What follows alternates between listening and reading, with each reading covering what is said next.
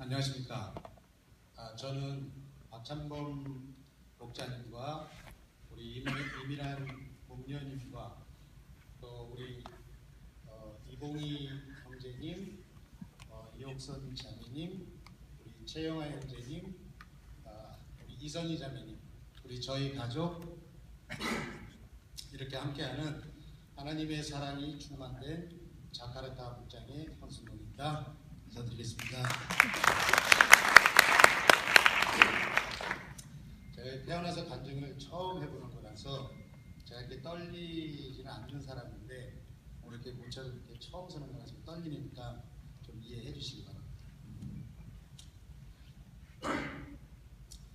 저는 6.25 전쟁 중 1.4 때시 월남하신 부모님 밑에서 6남매 중 막내로 부모님의 사랑을 듬뿍 받고 자랐습니다. 부유하지는 않았지만 빚술이 있으셨던 아버님 덕분으로 유년 시절을 부족함 없이 지낼 수 있었습니다. 어려서는 동네 교회를 지나다 보면 교회 안에서 들려오는 통성기도가 무서워 돌아서 집으로 갔던 기억도 납니다. 또 그 당시만 해도 간식거리가 풍족하지 않았던 시대라 교회에 가면 간식으로 빵을 준다는 말에 친구들과 빵을 얻으려 교회를 갔던 기억도 납니다. 지금 생각하면 하나님께서 그때부터 제 몸속에 내재하셨고 저는 그것도 모른 채 유년 시절과 청소년 시절을 보냈던 것 같습니다. 저는 ROTC로 제대한 후 원하는 곳에서 바로 직장 생활을 시작했습니다. 그 당시 저는 직장 생활도 재미있었고 세상이 만만하고 두려울 것이 없었을 때라 어떤 종교든 저에게 남의 나라 이야기인 듯 했습니다. 친구의 소개로 지금의 아내를 만났고 열렬한 3년의 교제 끝에 결혼을 하게 되었습니다. 떡두꺼비 같은 아들과 토끼 같은 딸도 낳고 남부럽지 않게 행복한 가정을 이뤄나갔습니다.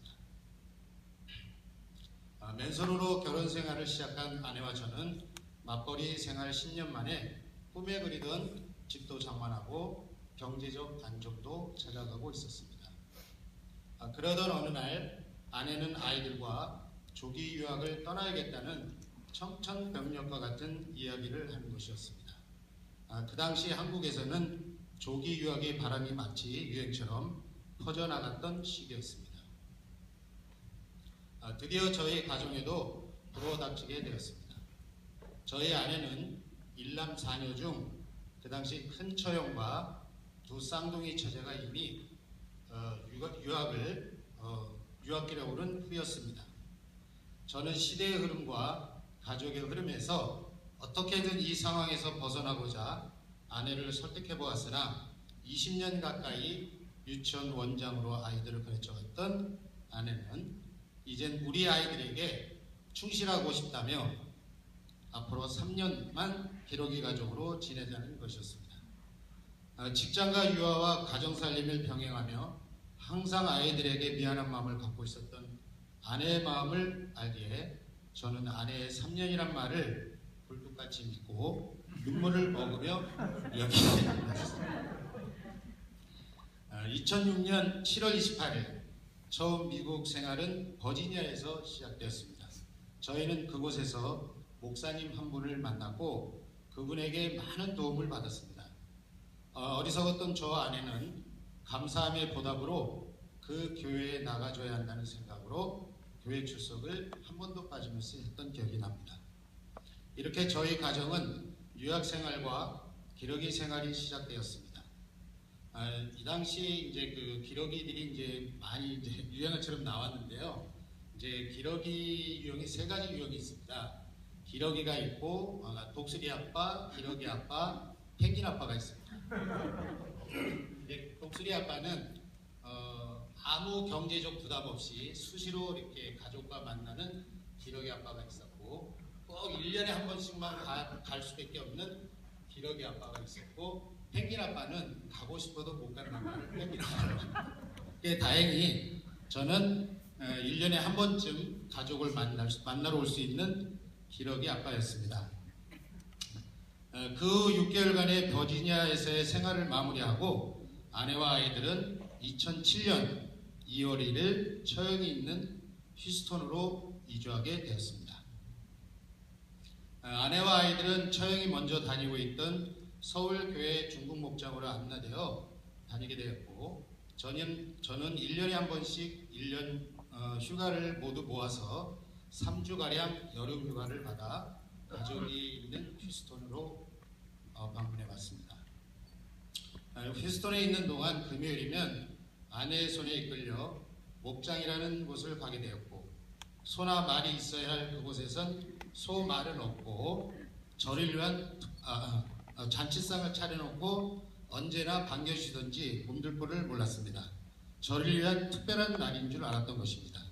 그곳에서 모인 분들은 밝고 행복한 얼굴로 타국에서의 어려움을 서로 의지하고 돕고 기도하면서 너무 행복해 보였습니다. 가족을 두고 떠나온 저는 이런 분들과 우리 가족이 이곳에서 함께 지낸다면 안심해도 되겠구나 하는 편안한 마음이 들었습니다. 그렇게 감사한 마음이었고, 목자님의 권유로 그의 최명기 목사님에게 영접을 받았습니다. 서울 가서도 교회 열심히 다니라는 목사님의 말씀을 따라 평소에 잘 알고 지내는 형님 4분의 안내로 교회를 출석하기도 했지만, 주일이면 왜 그리 일이 많은지 이 핑계 저 핑계로 주일 예배를 지키지 못한 날이 허다했습니다.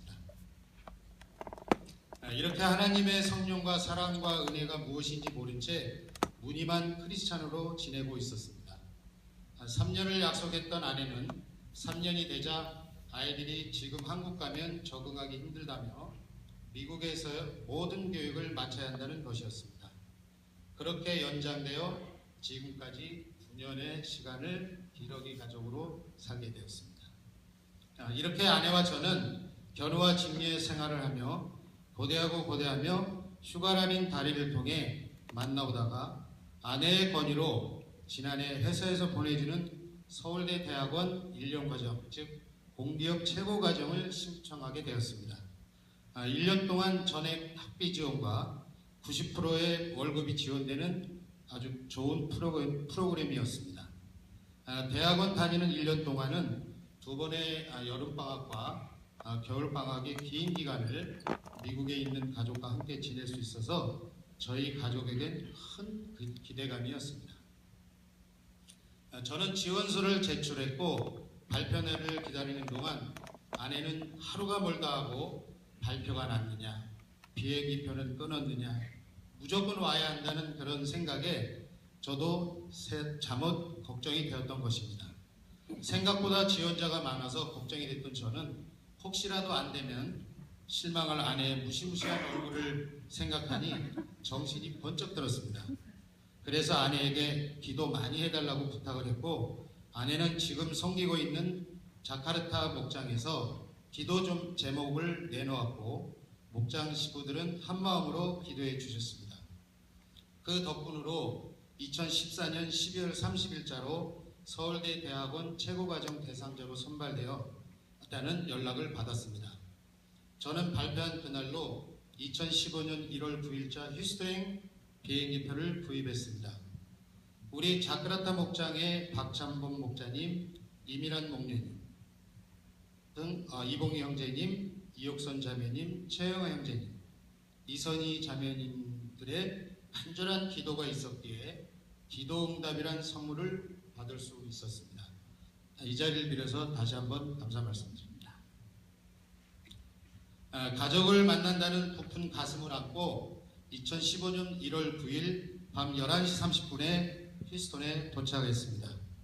가족과의 기쁜 만남도 잠시, 아내는 내일부터 새벽 기도를 가야 한다는 것이었습니다. 저는 홀린 듯 그 새벽 기도에 참여하게 되었고, 처음엔 아내와 딸의 기사 노릇을 해주려는 마음이었으나 3일째 되는 날, 그날도 저는 깜깜한 본당 의자에 앉아 남들 하는 대로 눈을 감고 있었습니다.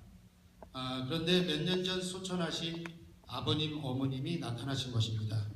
꿈에라도 부모님이 보고 싶다는 말을 아내에게도 종종 했던 저는 소천하신 후 너무나 그리웠지만 한 번도 막내 아들에게 모습을 보여주시지 않았던 부모님은 너무나 평온하고 선명하신 밝은 모습으로 아버님은 어머님의 무릎에 누워서 부채질을 하시고 어머님은 곱게 화장을 하시고 평소 좋아하셨던 초록색 브라우스를 입고 가위를 깎고 계시는 모습이었습니다. 부모님과의 짧은 만남이었지만 그 모습이 너무나 생생하고 행복한 모습이었습니다. 하나님은 어리석은 저에게 간절한 저의 바람으로 부모님을 보여주심으로써 살아계신 당신을 입증시켜 주셨던 것입니다. 그날 이후 새벽 기도가 기다려졌고 시차 적응이 안 됐으므로 새벽 2시부터 샤워하고 옷 갈아입고 출발 준비하면서 4시 되기를 기다리다가 땡 하고 4시가 되면 아내와 딸을 떼웠습니다. 저 덕분에 아내와 딸은 지각결석 없이 10일 새겹줄 기도를 무사히 마쳤습니다. 저는 10일 새겹줄 기도 중 지금의 자카르타 목장을 처음 방문하게 되었습니다. 오픈하신 가정은 이봉희 형제님, 이옥선 자매님 가정이었고 그날 자매님은 금식 기간 중으로 식사는 안 되고 대추차를 준비하셨다면서 몸에 좋으니까 많이 드시라며 컵이 비기만 하면 계속 대추차를 빡빡 담아주셨습니다. 1시까지 대추차만 마시면서도 배고픔도 모르고 서로 교제하는 모습에 참 이상한 사람들이네 하는 생각이 들었습니다. 그날 역시 대추차 덕분에 화장실만 드나들다 새벽 기도 시간을 맞이했습니다. 그 후 저는 많은 사람들이 믿는 하나님이 궁금해졌고 제 가슴에 무엇인가 뜨겁게 자리하고 있음을 부인할 수 없었습니다. 목자님은 저의 변화를 느끼셨는지 마음속으로 이때다 하고 빈틈없는 스케줄을 잡아주셨습니다. 주일 예배 때 침례 헌신하고 금지부터 확신의 삶을 하자는 것이었습니다. 우리 박찬범 목자님의 허스키하고 나지막한 음성으로 황영재님 하시면 저는 무조건 네 하게 되었습니다. 그렇게 저는 하나님과 목자님이 한 팀이 되어 함께 계획하신 일에 순종하며 저희 목장의 최영화 형제님과 함께 확신의 삶을 진행하고 있으며 2월 8일 교회 생일날 저도 다시 하나님의 나라의 생일을 맞이했습니다. 이수관 목사님의 해맑으신 모습과 마주하면서 비록 짧은 순간이었지만 하나님께서 사랑하는 아들에게 인자한 모습으로 대해주시는 듯 했습니다. 저는 목사님의 웃는 모습을 끝까지 놓치지 않고 보았습니다. 같은 남자의 얼굴을 마주하면서 행복했던 순간은 처음이었습니다. 확신의 삶 공부와 침례를 헌신하면서 저에게도 작은 변화가 생겼습니다. 저와 아내는 하나님과 함께 경건의 시간을 새벽 5시에 식탁에서 갖고자 약속했고 지금도 아내와 저는 끝나지 않은 이겹질 기대를 계속 진행하고 있습니다. 앞으로 저는 성령대로 살고자 소망하고 노력할 것이며 성령과 육체의 대적함이 계속되겠지만 하나님은 저에게 육체의 싸움에서 승리할 수 있는 힘을 주시리라 믿습니다. 지난 1월 25일 있었던 성찬식에서 저는 처음으로 나눠주신 포도주와 떡을 기꺼이 행복하게 받아 먹었습니다. 내재하시는 그리스도 우리의 모든 것을 주관하십니다라는 말씀에 따라 하나님께서 내 몸에 거하고 함께 하신다는 말씀을 믿기 때문입니다. 저는 또 2월 23일 날 한국에 돌아갑니다. 저도 이제 속성을 버리고 육체의 욕심을 채우지 않고 성령의 말씀대로 행하며 하나님의 영광을 위하여 순종하며 새로운 속성의 선한 청지기로 살아가겠습니다. 보잘것없는 저에게 하나님의 은혜를 받을 수 있도록 인도해 주신 우리 박찬범 목자님과 이민환 목사님 등 자카르타 목장의 형제 자매님들 그리고 이영멀리 미국 땅에서 혼자서 2 자녀를 잘 키워준 저희 집사람에게 감사의 말씀을 드립니다. 감사합니다.